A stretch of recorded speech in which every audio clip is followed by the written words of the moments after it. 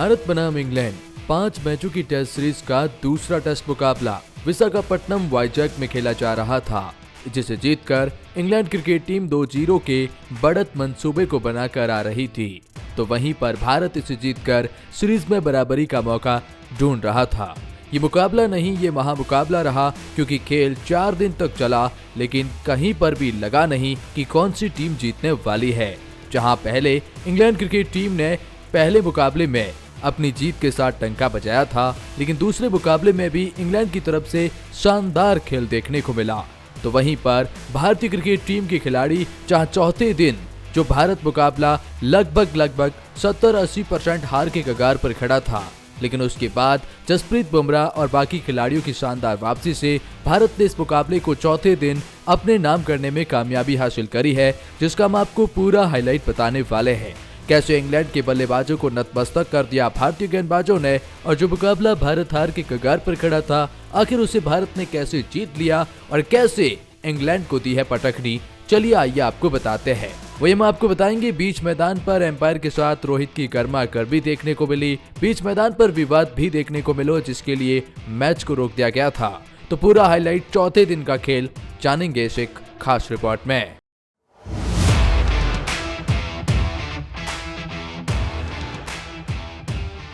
खेल के चौथे दिन का पूरा हाईलाइट बताने से पहले हम आपको बताना चाहते हैं खेल के 2-3 दिन तक क्या चला। दरअसल इस बार कप्तान रोहित शर्मा ने टॉस जीता और पहले बल्लेबाजी करने का फैसला किया। भारतीय टीम की शानदार बल्लेबाजी रही, जहां पर यशस्वी जायसवाल ने दोहरा शतक लगाया था। हालांकि भारत का कोई भी दूसरा खिलाड़ी 40 के आंकड़े को पार नहीं कर पाया था, और भारतीय क्रिकेट इतिहास में ऐसा पहली बार देखने को मिला कि किसी एक खिलाड़ी ने तो 200 बनाए हो, लेकिन कोई भी दूसरा खिलाड़ी 40 के इस पार भी न पहुंचा हो। और वैसी बल्लेबाजी के दम पर, यशस्वी जायसवाल के उस शानदार टच के दम पर भारत ने पहली पारी में 396 रन 10 विकेट के नुकसान पर बनाए थे और इंग्लैंड को 397 रन का टारगेट दिया था, जिसके जवाब में भारतीय गेंदबाजों का शानदार खेल देखने को मिला। और खास तौर पर जहां स्पिन डिपार्टमेंट को मदद मिल रही थी, खेल के दूसरे दिन जसप्रीत बुमराह ने शानदार गेंदबाजी करी। जसप्रीत बुमराह की कशी हुई गेंदबाजी, जहां बुमराह ने 6 विकेट हॉल लिया। जब भी कप्तान रोहित शर्मा को दूसरे दिन जरूरत पड़ी, गेंद थमाई बुमराह को और बुमराह ने विकेटों की झड़ी लगा दी थी, और जिसके दम पर भारतीय क्रिकेट टीम ने 143 रन की पहली पारी में बढ़त हासिल कर ली थी। लेकिन फिर भी इंग्लैंड की आदत रही है पलटवार करना और हार न मानने की आदत। हालांकि क्रिकेट में जब भी विपक्षी टीम हार न मानने की आदत बनाती है, खेल रोमांचकता की सारी हदें पार कर जाते हैं। और इंग्लैंड ने पहले मुकाबले में जिस तरह से भारत पर बाद में पलटवार किया, इस बार भी इंग्लैंड काफी हद तक सफल रहा था। दरअसल दूसरी इनिंग में भारतीय बल्लेबाजों को ढेर करने में इंग्लैंड कामयाब रही थी, चाहे यशस्वी जायसवाल और रोहित शर्मा सस्ते में ही चलते गए तीसरे दिन के खेल में।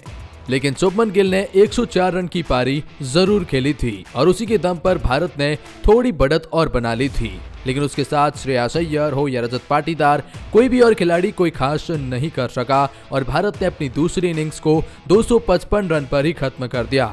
ऐसे में इंग्लैंड क्रिकेट टीम के सामने अब ओवरऑल भारत ने दिया एक बहुत बड़ा लक्ष्य, जो कि था 399 रन, 399 रन का लक्ष्य। और खेल के तीसरे दिन के अंतिम में इंग्लैंड ने 1 विकेट गंवा दिया था, और इंग्लैंड ने शानदार बल्लेबाजी करी थी। 50 रन पर पहला विकेट गंवाने के बाद अब 95 रन पर इंग्लैंड चौथे दिन के खेल को आगे बढ़ाती है।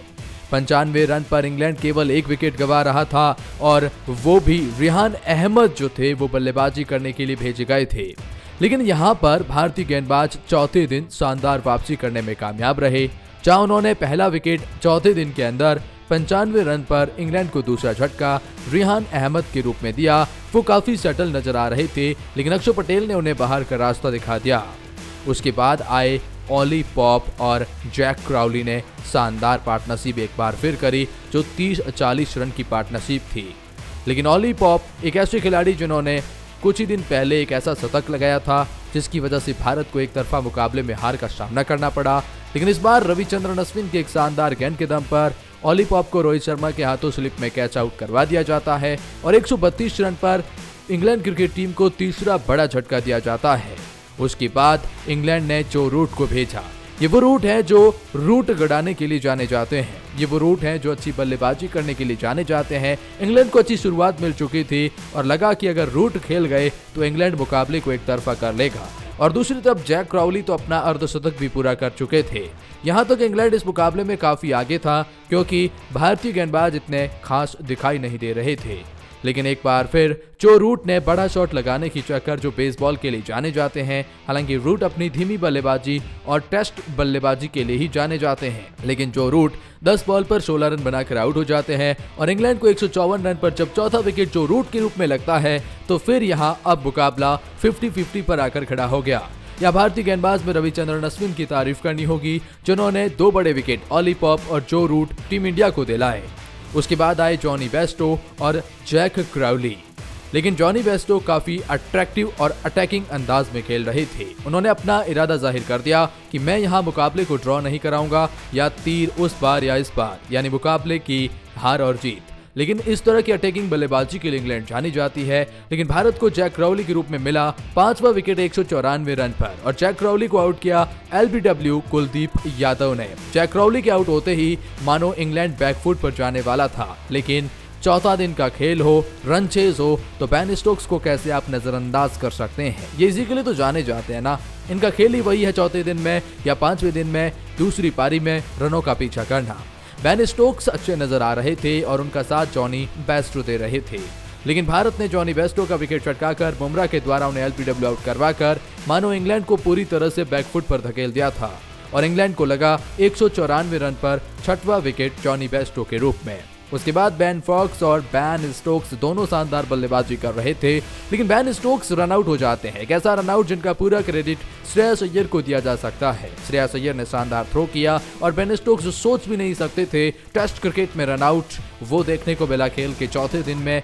लेकिन इस दरमियान एक गर्मा गर्मी का माहौल भी तब पैदा हुआ जब बेन फॉक्स को लेकर रोहित शर्मा और उनकी टीम द्वारा अच्छी अपील की गई। एम्पायर ने आउट भी दिया, लेकिन जब बल्लेबाजी ने DRS लिया तो फिर यहाँ कॉल ये थी कि एम्पायर ने जो आउट दिया था वो कैच आउट था, न कि LBW आउट।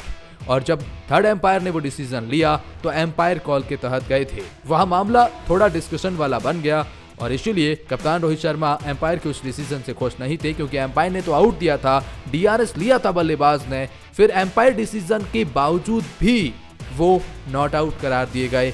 ऐसा इसलिए क्योंकि एम्पायर ने उन्हें कैच आउट दिया था। LBW आउट एम्पायर ने नहीं दिया था। तो एम्पायर का मानना था कि मेरी कॉल LBW नॉट आउट थी, केवल मैंने आउट दिया था कैच आउट के लिए, जो कि काफी गर्मा गर्मी का माहौल रहा था। लेकिन भारतीय क्रिकेट टीम तब तक इस मुकाबले में काफी आगे बढ़ चुकी थी और अब टॉम हार्टली ही बचे थे जो इंग्लैंड को मुकाबले में बना सकते थे। लेकिन जसप्रीत बुमराह ने बेन फॉक्स को कॉटन बॉल करवाकर मानो पूरी तरह से मैच को भारत की झोली में डाल दिया था। और उसके बाद मुकेश कुमार ने विकेट लिया शोएब बासिर का, जो कि तो खैर गेंदबाज हैं। और इस तरह से टीम इंडिया ने 100 से भी अधिक रन के अंतर से इस मुकाबले को अपने नाम कर इस सीरीज में 1-1 की बराबरी मान ली है। खैर, इस मुकाबले के बारे में आपकी क्या राय है, कमेंट सेक्शन में जरूर बताएं।